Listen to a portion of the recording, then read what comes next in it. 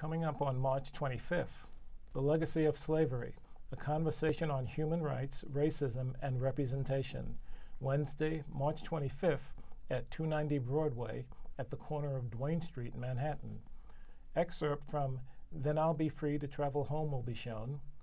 It's from the documentary series which chronicles the long struggle of Black Americans for freedom and first-class citizenship in North America. This is a project of EVP Educational Productions. Hey, cold open. Welcome to Media Watch, folks. I'm your co-host, Eric Tait. I'm Bob Anthony. And I'm Raymond Peterson. And it's brought to you by the good graces of EVT Educational Productions and Manhattan Neighborhood Network. Yes. And that cold opening is about the event that Bob read off the screen on Wednesday, 25 March. The doors will open at the New York African Burial Ground at 5:30, and it's basically a conversation to discuss the history of racism, the roots of the human rights movement in New York City, and of course, the kinds of representation that people of color have been battling for in their struggle for freedom and first-class citizenship in this country. And this is just not a historical discussion. You're connecting it and to what's happening now, to what we're dealing with at this moment in politics, with this election, with the state of affairs in the city. The entire situation, and it's interesting because the whole human rights issue, we were hoping to get a human rights person from the New York Commission on Human Rights to guest on the show. But guess what, folks? They're busy dealing with the coronavirus and the fallout from the coronavirus. Mm-hmm. And we'll segue to that at the back end of the show. Okay. But because of that initiative, they're not here. So we thought we'd alert you to it because this is 2 weeks from now. And this is the first publicity that's being given on it. Yeah, so tell your friends. Yes, blast it out.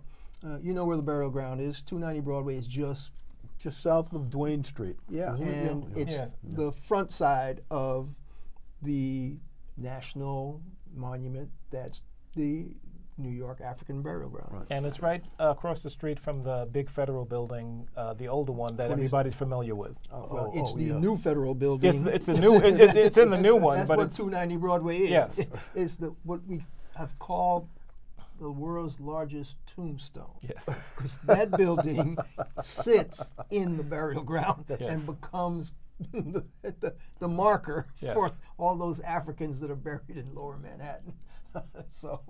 But we need to plug that at the top of the show because once we get started with what's basically going to be a report card on Mitch McConnell and the Republicans that are in power, which is what this Democratic primary is all about, to find somebody who can unseat Donald Trump. And folks, what's the next thing more important than unseating Donald Trump is unseating Mitch McConnell. There you go. Please. And I don't have to think long about that. and flipping the Senate. And that's flipping the Senate. How you unseat Mitch McConnell. Absolutely. Absolutely. Now, we're saying we got to unseat him because he's been sitting on like 400 bills. Yeah. Okay? Yeah. I mean, at some point, we have to call up the list of bills. Right. Yeah, there were 400 bills that were passed by the Congress, the Democratic-controlled Congress, that have just been sitting there. That is true. Yes, they go from the House to the Senate, and if there's a Democratic sent to them, they languish. Yeah, absolutely. Yep. No, they've got a big box on the side, I'm sure, where they just Democrats are sending a bill. Yeah. Well, that's Mitch McConnell, and because he is the arbiter of what the Senate brings up to discuss and vote on, he has basically decided that even the bipartisan bills that have come into his wheelhouse for consideration, he doesn't even bring those up. I'm going to try to call up some of those while you guys give a little background stuff, because there's some key bills that we need to remind people who are sitting in that wheelhouse. Quick question, something I've never really understood because I'm not that familiar with parliamentary procedure. How does he have the power to not present the bill? Because the correct me if I'm wrong, Bob, but the majority leader of the Senate, party in power. Right. There's a majority leader and there's a minority leader. Chuck Schumer is the minority leader in the Senate, At this the time. Democrats person. Yes. Mitch McConnell is the Right. majority leader. I understand The way that. the rules of the Senate work is that the majority party has a Senate majority leader. That leader sets the agenda and determines whatever legislation that the House sends over, whether the Senate then takes up that legislation for discussion and possible vote. Now, the leader can say, yeah, that sounds good, but I don't feel like discussing that right now. And he doesn't discuss it.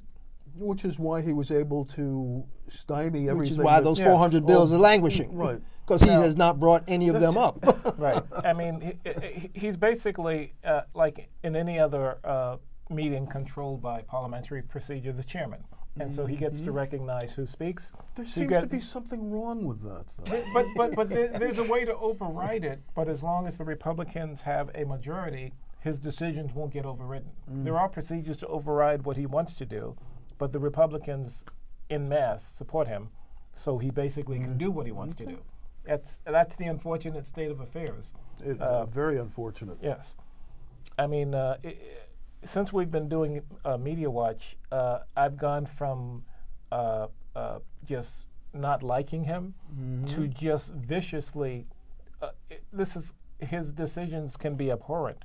I mean, just not with no. Amazingly.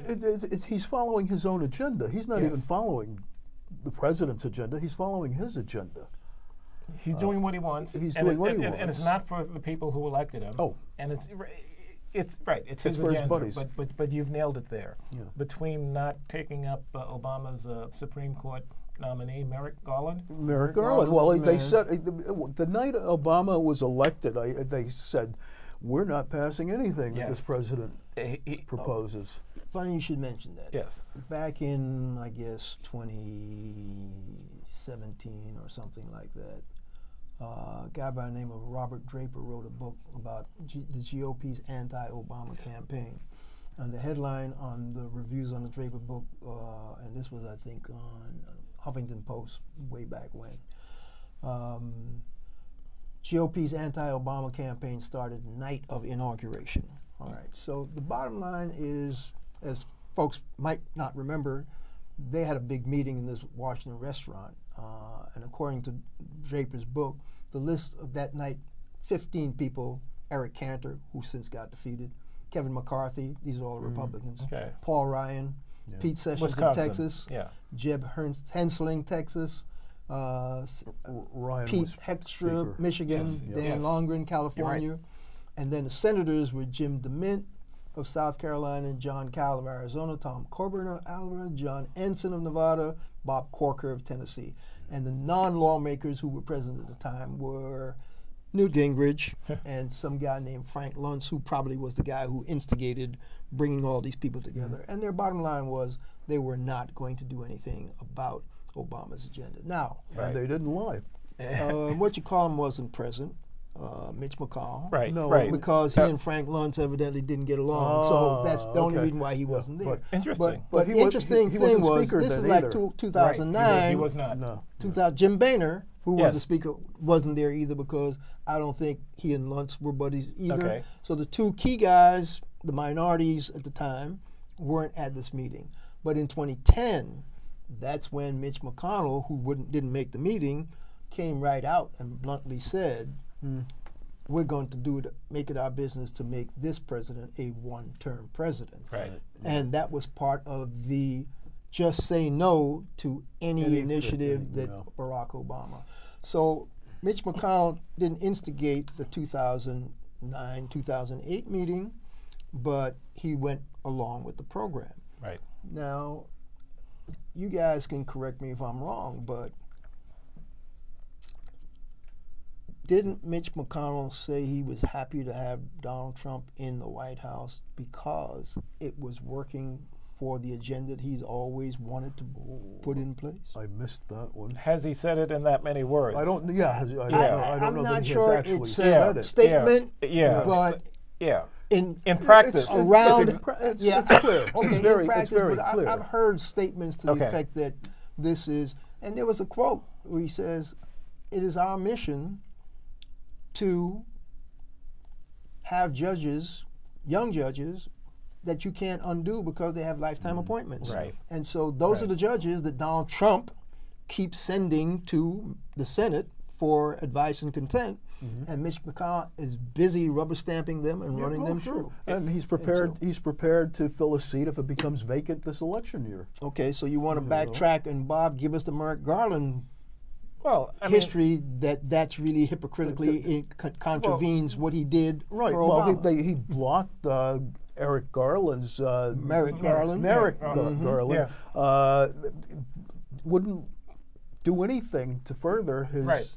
He wouldn't. You know, he wouldn't his forward the appointment. nomination. He wouldn't forward the He nomination. basically said that he thought, you know, this is gonna just sit. using his own judgment. He thought We're that. not going to sit an Obama appointee. Well, he said that the next Period. president ought to be the one. The He's American like rewriting people- the The Constitution. He American did say that. people That was his need excuse. to, Yes. and the American people need to weigh in on this. And Yeah. since this is an election year, Yes. we're going to not forward this nominee. Yes. We won't even meet with him. Here's the thing that really frosted me. That's when I realized that this guy had to go. Right. He would not give the man the courtesy of a sit-down discussion Yeah. to talk to him about what his positions might be, how he might try to be an unbiased judge in whatever. They didn't give him the courtesy of that because he wanted to make sure no Republican senator might get swayed, and so they didn't talk to the man, and they didn't let him get a foot halfway into their Right. doors, Right. and so they stymied Barack Obama's ability to appoint a Supreme Court justice, even though there was a vacancy during Obama's term of office. Yes.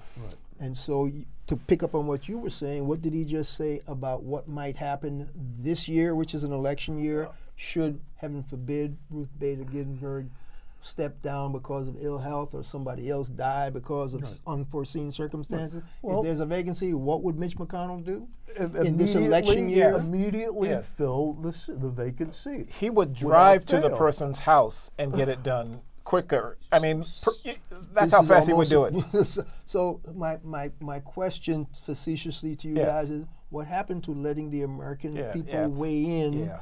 since it's an election That, year? that government is no longer here. Oh, okay. It hasn't been it's here now for a while. Republican president it's in Yes. office, and so exactly. we will let that be. It's not So- politically expedient at this time to do it that way. Okay, Yes. so the politics of it is we want another right-wing Republican justice on the Supreme Court, if indeed somebody passed or got ill Or he got resigned, struck by retired, lightning or yeah. retired or whatever. Whether it's an election year or not, Mitch McConnell would make sure Yeah. there's a nominee that's made before the election, and it would be processed through the Senate, so yeah. that there could be another Donald Trump Supreme Well, Court you know, justice. he's sitting there like a vulture waiting for, Ruth Bader Ginsburg, Bader to pass Ginsburg because to of her pass. cancer Yeah, and yeah, in and out of the hospital. you know he's sitting He there might waiting very for well that. be yeah. vulture-wise, but Hopefully I believe not. the rest of the country is saying prayers Yeah. Yes. for her good health. I hope But she you survives. So you that- you brought up a good point in terms of the other federal judges who get the lifetime appointments. That those go under the radar. The public doesn't really pay Yeah, attention to nobody's those. paying No, attention you're right absolutely now. right. Public And- has no and idea what's going on. Except for basically. the most ridiculous appointments, and there's been a handful of those. People who were no more qualified than I am to be a federal judge that didn't know anything about what they were questioned on. Only a handful have been either thrown out or they took back their. Well, that's been a hallmark of this administration. Yeah. You know, taking inexperienced people, Right. but they're loyal to the crown, Yes. and putting them in office. McConnell did the same thing in his own state. I forget the governor's name, There was a Republican but governor. there was a Republican governor. There were two people up for it, and the most qualified person was passed over because of some political thing between him and McConnell backed a total unknown with no experience, But loyal. but loyal. Okay. He was a toady. He was one of McConnell's toadies. So that's the way Mitch McConnell handles things. That's the way his president handles things. But Mitch McConnell is not working solely the president's agenda. Mitch McConnell has his own agenda that he works also. Yeah. Well, speaking of Mitch McConnell's own agenda, back in 2019, a lot of stuff hit the fan about Mitch McConnell and his intransigence about passing these bills that the Democrats were trying to get through the Senate. And so people started digging into the relationship of the transportation secretary, a lady by the name of Elaine Chao, his wife. Yes. And so Salon did kind of an investigative piece, and their headline, I'll quote their headline, folks, I'm not making this up. Mitch McConnell and Elaine Chao's empire of corruption. Is this what normal looks like, Joe Biden? Because Joe Biden seems to think once Trump is gone, the Republicans are going to wake up and be upright citizens. Well, the Salon, article is, guess what, Joe? Their normal is stuff like, let me quote some of this stuff. Republicans will have an epiphany once Trump is gone because deep down they know how wrong they've been and they'll revert back to their sane selves. According to the Washington Post, Biden said this to a group of Washington sometime back in 2019. With Trump gone, you're going to begin to see things change because these folks know better. They know this isn't what they're supposed to be doing. They know that right now. They know that right now. Right. It's a weird period that we're, I was watching, there was another poll that showed that former presidential nominee Mitt Romney is now more popular among Democrats than certain Republican groups. I mean, that's how loyal they are because he made that one little vote, to help impeach. Right. But yeah, that was his conscience, and I give him that. He did. I give him that too. Yeah. But he should have voted on both. Yes, on both. Oh, yeah. So, but to get back to McConnell, because this is basically a McConnell report card. Yes. This is last year, though. This is an old Salon article. Recent reporting shows that Mitch McConnell is like the president in some ways that may surprise people. McConnell is not only a ruthless partisan, he also appears to be taking full advantage of the chaos and corruption of the current era to enrich himself personally. His partner in that endeavor is his wife, Transportation Secretary Elaine Chao. And what a partnership it is. New York Times reports that Chao has blatantly leveraged her position in Trump's cabinet to benefit her family's shipping business, the Foremost Group. Okay, that story broke in China, yes, which is in direct competition with us. Our shipping is declining while theirs is increasing. I wonder how that's working.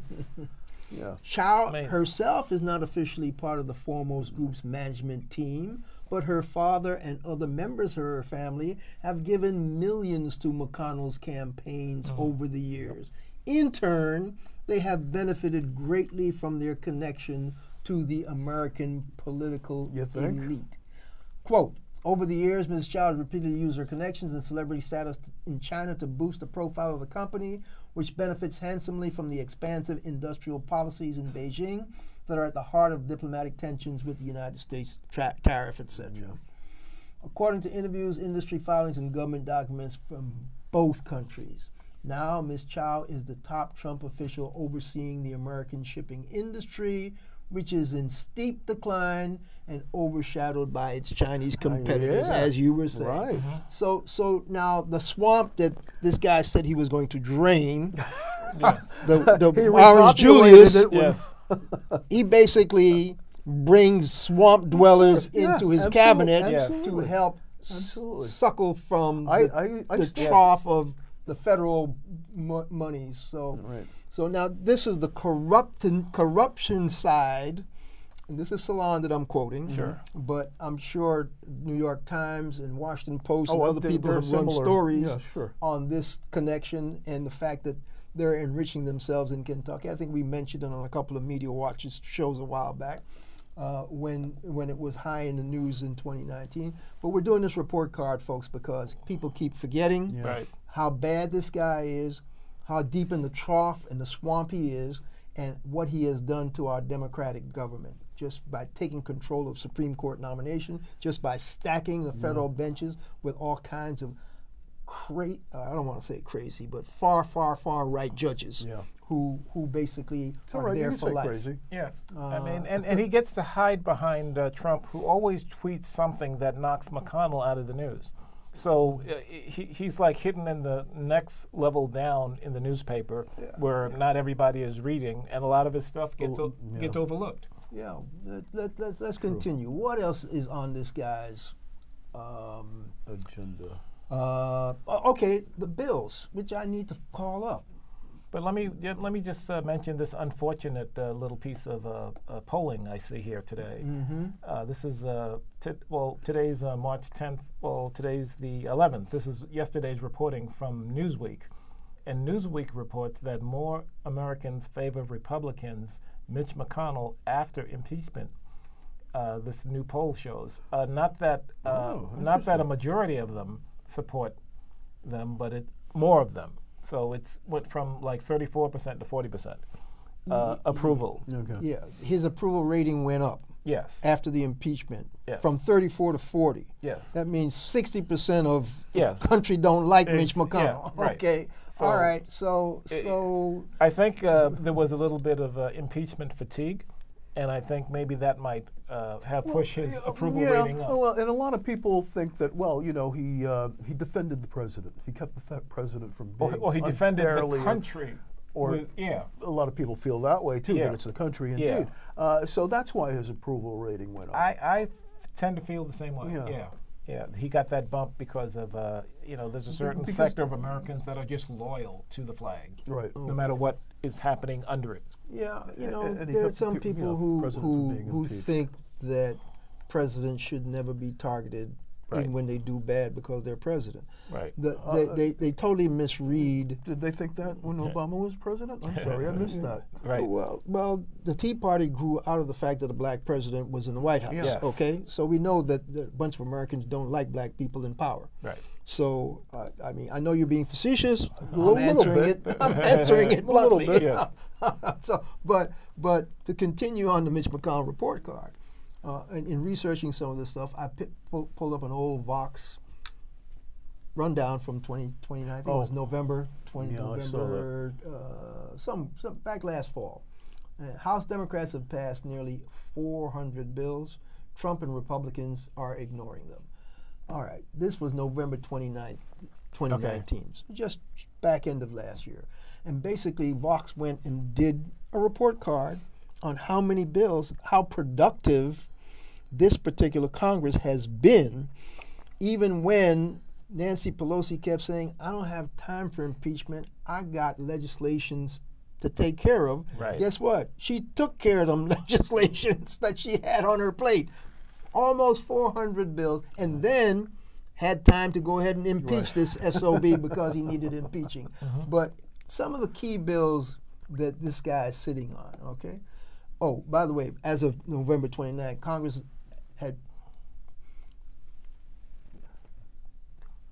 300 to 500 bills is usually what gets passed within a 2-year span. Meanwhile, back in the day, and back in the 90s, 80s, and 90s, or 70s and 80s, they'd be passing 700 to 800. Really? That's how nothing and these today people we have got become. 400 We're lucky sitting if in we the could get drawer. almost 400, and even though they pass them, it's still sitting on the Senate, right?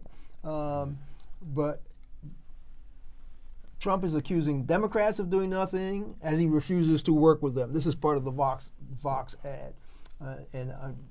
What I'm trying to get to, here's a list of major bills the House has passed since January of 2019. Okay? How many minutes do we have? Health care. They had a bill condemning the Trump administration legal campaign to take away Americans' health care. Right. They passed that. You know they're not going to sign that. They passed a bill protecting Americans with pre-existing conditions, Act of 2019, to make sure these people, the Republicans, don't kill that. That's sitting on McConnell's desk, not going anywhere. Passed a bill strengthening the health care and lowering prescription drug costs. Lower the prescription. Right, You know, he's talking right. about, Right. Trump's always saying, I'm going to lower prescription. Yeah. Guess what? Democrats passed that bill, sent it to Mitch McConnell. That's sitting on his It desk. has the scent of Democrats on it. Oh, how about that? On civil rights, they passed a bill. I don't know what For the People Act of 2019 is, but they passed it. Okay. It's sitting on the desk. The Equality Yeah, I Act, know. I guess Oh, that okay. deals with women getting equal rights pay and Probably, whatever. yeah. That's still sitting there. Okay. not As of passed. okay. Right. Okay. And we have We're up about, to uh, the 400 Paycheck billion Fairness Act. Okay. Oh, yeah, That's you know that's not about going equal anywhere. pay and, Right, and yeah, whatever. yeah. That's sitting there, not business. Gun control, bipartisan background check act of 2019. Well, see, You that know, that's probably in the freezer. that's Yeah. Yep. got passed. Yes. Now I could run this list Yeah. Yes. nonstop, Sure. folks, but you need to understand these are climate action now. Sure. All bills on clean water, clean air, local water rights, All gone. food ignorance, banning offshore drilling. Okay. All that stuff's passed, sitting on the desk. We have about So- 2 minutes. So, and there are bills on military and foreign affairs. There's a bill saying we need to make the Mueller report public for the general public. That Yeah. was passed. Yes, That's sitting that, on. That'll sit. That'll sitting that'll, on- that'll that'll freeze be for a there while. for a while, Yeah. So all right. So the report card on Mitch McConnell is bad for democracy, bad for bipartisan government, bad for the country. Period. Yes. We need to get him out of office. And guess what? He's running the table with all this stuff for Donald Trump because Donald Trump's agenda is Mitch McConnell's and the Republican Party's agenda. That's what Yes. they've been trying to do for 4 Well, years. it meshes with Mitch McConnell's agenda. Yeah. So before we go, We have about a minute. 1 minute. There's of course The all kinds of stuff coronavirus. about coronavirus, and I don't want to waste time on it, but No, yeah, there's just our a lot public of advocate craziness had a going very on. good message that he put out. I'll read from it real quick.